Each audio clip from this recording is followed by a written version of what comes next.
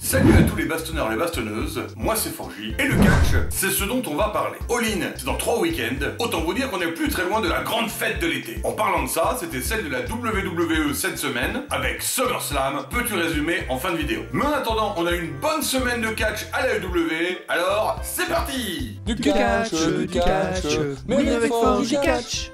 C'est officiel, on aura bien MJF contre Will Ospreay à Wembley, et Maxwell est toujours persuadé d'avoir battu le Billy Goat clean et facilement. Will n'est pas vraiment d'accord avec ça, et il est énervé de voir MJF se dandiner avec son titre américain, après qu'il ait jeté la ceinture internationale, qui a beaucoup plus de prestige à ses yeux. Et c'est pour cela qu'il se battra à Wembley, pour redonner au titre sa vraie nature et son héritage. Histoire de couper court à un affrontement, Max laisse entrer le monstre assoiffé de sang, Lance Archer, pour son match de la soirée contre Will. Il ne se fait pas attendre et plante direct Will dans le ring en profitant de toute l'amplitude que lui donne sa taille. Will a dû voir sa vie défiler. Pas facile de tenir tête à un tel géant, mais Billy n'est pas qui il est pour rien et utilise son athlétisme pour revenir. Il prend de la vitesse, roue et flippe vers l'extérieur. Encore une de ces manœuvres impressionnantes dont il a le secret. Pourtant, ça ne fait pas peur au monstre qui lui retourne la gentillesse très vite. C'est un combat rude et intense entre la volonté de fer de Will et la puissance dévastatrice de Lance. Le contre le plus facile de l'histoire, il lui suffit juste de balancer la puissance de son pied en avant. Son poids fait le reste, impressionnant.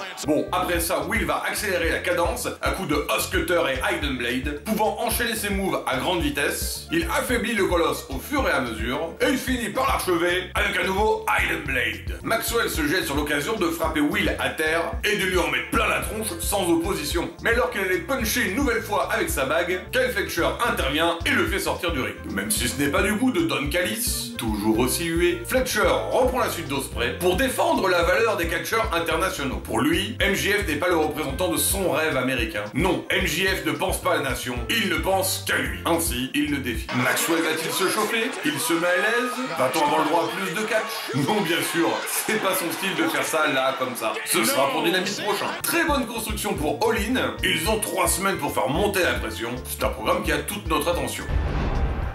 Après s'être fait emplafonner la semaine dernière, Willow affronte sa némésis Chris la jalouse Statlander. Chance pour le titre CMLL à la clé. Deux lutteuses tout en puissance, qui sont très motivées à s'en mettre plein la tête. Forcément, ça fait des chocs à pic. Elles se connaissent bien et se rendent coup pour coup, ce qui fait de ce combat un beau spectacle. On parlait de puissance. Ce Death Valley Driver a un impact de folie. Mon dieu que ça doit faire mal. Et Stokely qui essaye de faire le kéké après. Mon petit, faut se calmer parfois. Malgré ses efforts, les méthodes conventionnelles ne marchent pas. Chris va tenter la grue avec chaîne assistée. Le discus lariat qui suit suffit à mettre la championne au tapis. Chris gagne sa chance au titre ultérieurement. Pas sûr d'être totalement emballé dans ce programme. J'avoue que j'adore Stokely. C'est une de ces têtes à claques parfaites où tout ce que tu veux, c'est lui en mettre une bonne. Mais la chimie avec Chris, il manque peut-être quelque chose. Victoire assez évidente vu que le titre n'était pas en jeu, donc le programme continue. Présent et promesse. Danielson a promis de casser plein de bouches et il l'a fait. Il a aussi promis d'être champion à AEW et il ne l'a pas fait pour le moment.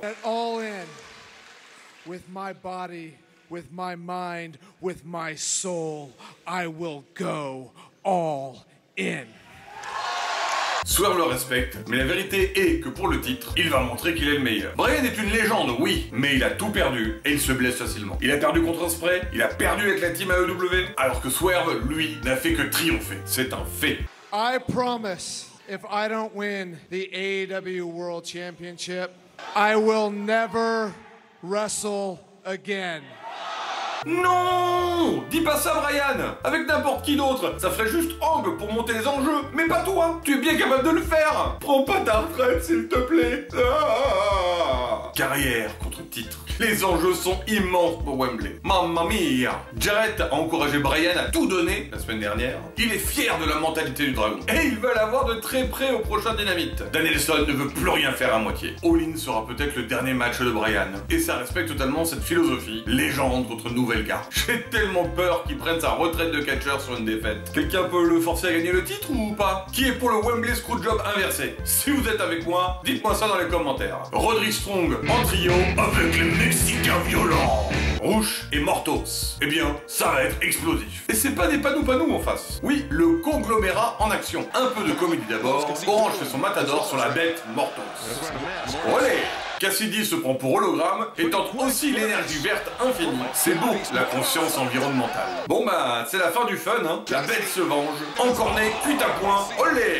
Il y a de la mythe au menu ce soir, entre Ishii et les Mexicains violents. Que ce soit Mortos ou Rouge. Les enchaînements sont exaltants, il y a un très bon rythme d'action. C'est un bon moyen de remettre le public dedans après toutes ces émotions. Et puis Marc se régale. Que ce soit sur Roddy ou tous ceux qui traînent, il a vraiment une vibe de dingue, le redneck. L'été d'Ishii continue pour notre plus grand plaisir. Quel athlète ce mur porteur. Au final, et malgré tout leur talent, le conglomérat n'est pas de taille pour l'explosivité de Mexicains violents qui sont dominants au possible. Victoire de la bête sur Marc Briscoe. Un match très divertissant qui permet de mettre en valeur les deux machines à massacre. Est-ce que Max Caster vient vraiment de dire qu'il était le meilleur catcheur vivant? Mais bien sûr. Les acclamés provoquent FTR. Eh bien c'est couillu je trouve. Le drama continue entre Maria May et Toni Storm. Amour, jalousie, vengeance. C'est le film de l'été et c'est pour Wembley. Tony en a presque perdu son noir et blanc. La CEO amène sa protégée Camille sur le ring et elle détruit une panou. Elle la massacre en direct. Il semblerait que ça soit sa première recrue de la Money Corporation. Et ben ça promet, ça attise ma curiosité, ça c'est positif.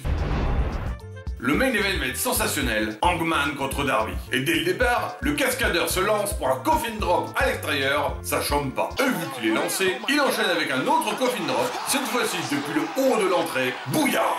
Ça se cartonne sévère et dru dans ce match. On n'est pas là pour jouer aux billes. Les deux athlètes ne font pas de pause dans le carnage. Sans compassion, le cowboy jette le skater à l'autre bout du ring. C'est juste sauvage à ce niveau-là. C'est même limite parfois. On a le droit au coup de ceinture maintenant. Ok, discrétion de l'arbitre. Très bien. Darby entre dans la longue liste des « Tu aurais pas dû essayer de me faire ma prise, idiot !» Et boum, l'ariat. Adam veut pas juste gagner, il veut faire mal. C'est pour ça que les deux Dead Eye qu'il inflige ne lui suffisent pas. Et c'est justement pour ça qu'il perd dans une high technique maneuver de Darby. Ouh, il va pas être content de ça le Hangman, ça c'est sûr. Hein. Un dynamique plus classique, mais qui construit bien les programmes pour All In. Qu'en avez-vous pensé? Quels sont vos temps forts? Commentez, partagez et abonnez-vous. À Rampage, Wheeler Yuta vient se reconstruire après sa défaite contre Lee Moriarty à la ROH. Le boucher lui donne du fil à retordre, mais avec Danielson au commentaire, il ne peut pas se permettre de perdre. Dans un combat rageur, il applique sa technique pour la victoire. Bravo Yuta! Le main event était plutôt classe. Le match des poseurs ultimes, MXM Collection, contre les Private Party. Le début du match a surtout été l'occasion de faire de belles photos. Puis ensuite on a eu un match plutôt efficace, avec une belle science du tag team de la part de MXM, résultat un bon combat divertissant, avec une Aubrey Edwards pris dans l'énergie qui célèbre avec eux. Moi, ça m'a bien amusé. Et vous, le style MXM, ça vous parle? Allez, n'hésitez pas à me dire ça en commentaire. Un peu de cinéma pour commencer Collision. Christian remet les ceintures trio à son équipe. Il commence par Nick Wayne, le prodige, bien entendu. Puis c'est Maman Wayne, celle qui a enfanté le prodige. Et une petite tape dans le dos pour remercier les contributions du dino. Il le prend pas que bien celle-là. Alors qu'il semble enfin réagir, la House of Black débarque. Christian se sent en sécurité devant le trio qui n'a seulement que 2 membres. Mais quand Buddy Matthews les rejoint, ça rigole plus trop. Et la patriarchie décampe. Arrêté dans leur élan par le Bang Bang Gang, ils tentent de s'enfuir par la foule. Mais le prodige Nick Wayne se fait renvoyer dedans par Kip Sabian. Du coup, crépisation de la part de la House of Black. On nous laisse cette question en suspens. Qui sera le prochain prétendant au titre trio? Ça sent le 3-way, non? Quel bordel si c'était le cas. Ça serait fun, non? Après les Mexicains violents. Les Mexicains volants!